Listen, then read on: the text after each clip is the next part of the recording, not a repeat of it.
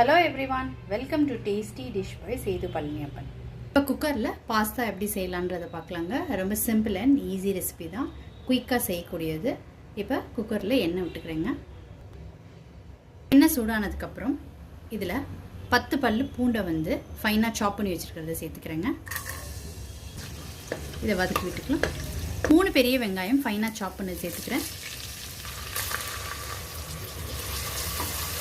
வெங்காயம் நல்லா வதக்கி விட்டுட்டாச்சுங்க. வெங்காயத்தோட ரா ஸ்மெல் போகிற அளவுக்கு வதக்கியாச்சு. இப்போ வெஜிடபிள்ஸ் எல்லாம் சேர்த்துக்கலாம்.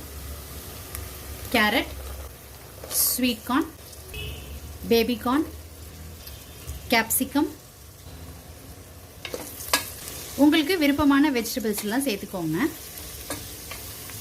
வெஜிடபிள்ஸ்லாம் ஓரளவுக்கு வதக்கி விட்ட பிறகு இப்போ தக்காளி சேர்த்துக்கலாங்க. 4 தக்காளியை பேஸ்ட்டாக அரைச்சி வச்சுருந்ததை சேர்த்துட்ருக்கேங்க.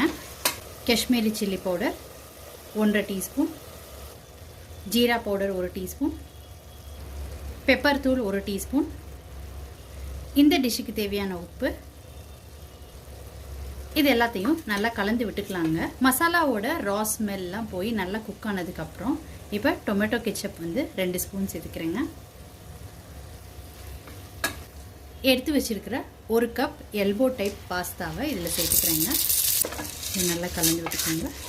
எந்த கப்பில் பாஸ்தா எடுத்தீங்களோ அதே கப்பில் தண்ணி எடுத்துக்கோங்க. 1 கப்பு, நான் 1 கப் பாஸ்தா எடுத்துருக்குறேங்க எல்போ டைப். இப்போ 1 கப் தண்ணி சேர்த்துக்கிறேங்க. இது நல்லா கலந்து விட்டுக்கோங்க. இப்போ இதில் மிக்ஸ்டு ஹர்ப்ஸ் 1 டீஸ்பூன் சேர்த்துக்கிறேங்க. சில்லி ஃப்ளேக்ஸ் 1 டீஸ்பூன் சேர்த்துக்கிறேன். ஜென்டிலாக கலந்து விட்டுக்கோங்க. இப்போ உப்பெல்லாம் கரெக்டாக இருக்கான்னு செக் பண்ணிக்கோங்க. செக் பண்ணிவிட்டு குக்கரை மூடி 1 விசிலுக்கு வேக விட்டு எடுத்துக்கலாங்க. ஒரே ஒரு விசிலுக்கு சூப்பராக குக் ஆகிருக்குங்க.